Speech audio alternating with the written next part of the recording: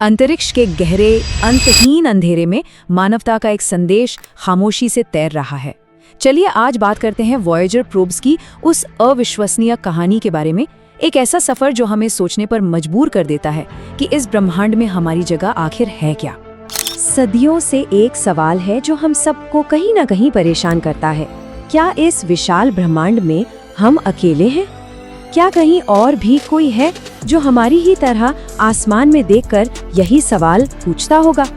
तो हुआ ये कि 1977 में इसी सवाल के एक मुमकिन जवाब की उम्मीद में दो अंतरिक्ष यान लॉन्च किए गए, वॉयेजर 1 और वॉयेजर 2।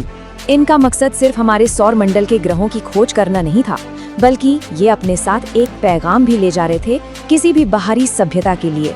वॉयेजर मिशन की कहानी शुरू होती है एक बहुत ही खास मौके से। ये कोई अचानक बनाया गया प्लान नहीं था, बल्कि एक ऐसी खगोलीय घटना का नतीजा था जो सदियों में सिर्फ एक बार होती है। देखिए, 1970 के दशक के आखिर में हमारे सौर मंडल के जो बाहरी ग्रह हैं, बृहस्पति, शनि, यूरेनस और नेपच्यून, वो सब एक ऐसी खास सीध में आ रहे थे जो हर 175 साल में सिर्फ एक बार होता है। ये एक सुनहरा मौका था। अब इस मौके का फायदा उठाने के लिए वैज्ञानिकों ने एक कमाल की तरकीब निकाली, जिसे कहते हैं ग्रेविटी असिस्ट, या आसान भाषा में कहीं तो कॉस्मिक स्लिंगशॉट। मतलब एक ग्रह की ग्रेविटी का इस्तेमाल करके खुद को दूसरे ग्रह की तरफ तेजी से धकेलना। ये तकनीक ना बड़ी सरल और जबरदस्त है। अंतरिक्ष यान एक ग्रह के पास से गुजरता है, वो ग्रह अपनी ग्रेविटी से उसे खींचता है और फिर एक गुलेल की तरह उसे और भी तेज रफ्तार से अगले ग्रह की ओर फेंक देता है। इसी वजह से इतने कम ईंधन में इतना लंबा सफर मुमकिन हो पाया।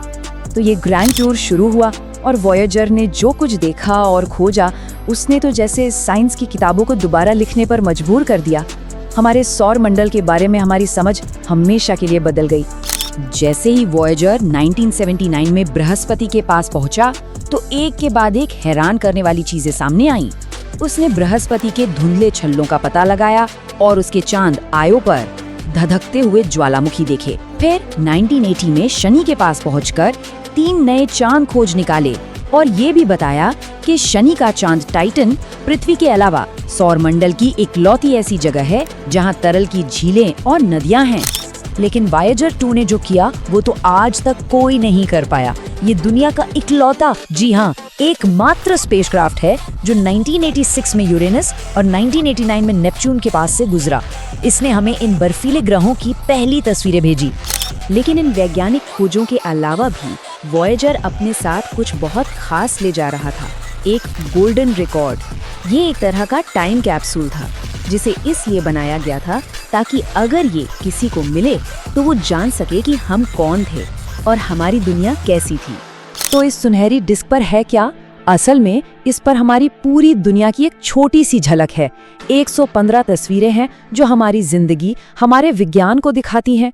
55 अलग अलग भाषाओं में दोस्ती का पैगाम है, दुनिया भर का संगीत है और हमारी पृथ्वी की अपनी कुछ खास आवाजें हैं। इसमें चीन की महान दीवार की तस्वीर है तो इंसानी डीएनए का स्ट्रक्चर भी है। अलग अलग भाषाओं में अभिवादन है, जिनमें एक है पृथ्वी ग्रह के बच्चों की ओर से नमस्ते।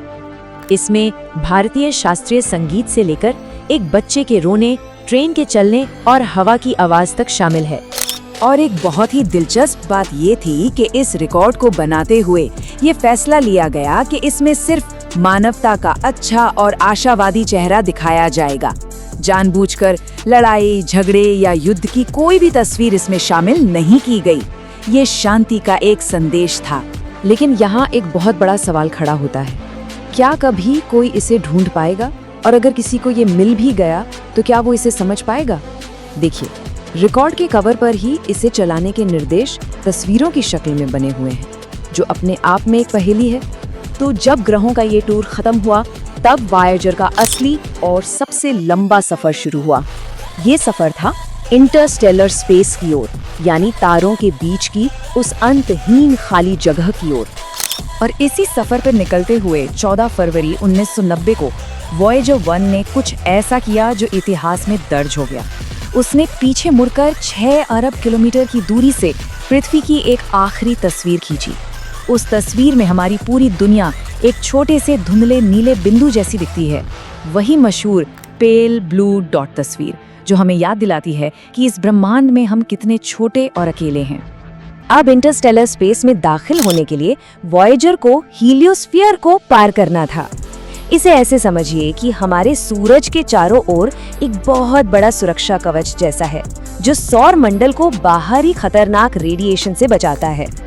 और ये सीमा पार करना कोई 1-2 दिन का काम नहीं था, इसमें दशकों लग गए। वॉयेजर 1 ने 2012 में ये सीमा पार की और फिर उसके जुड़मा वॉयेजर 2 ने 2018 में। सालों के सफर के बाद आखिरकार वो हमारे सौर मंडल के सुरक्षा कवच से बाहर निकल चुके थे। आज की तारीख में वॉयेजर 1 हमसे लगभग 25 अरब किलोमीटर दूर है और ये दूरी हर सेकंड बढ़ती जा रही है। सोचिए, 60,000 किलोमीटर प्रति घंटे से भी ज्यादा की रफ्तार से ये हमसे दूर जा रहा है। ये इंसानों की बनाई हुई अब तक की सबसे दूर पहुंची हुई चीज है। लेकिन हर कहानी का एक अंत होता है।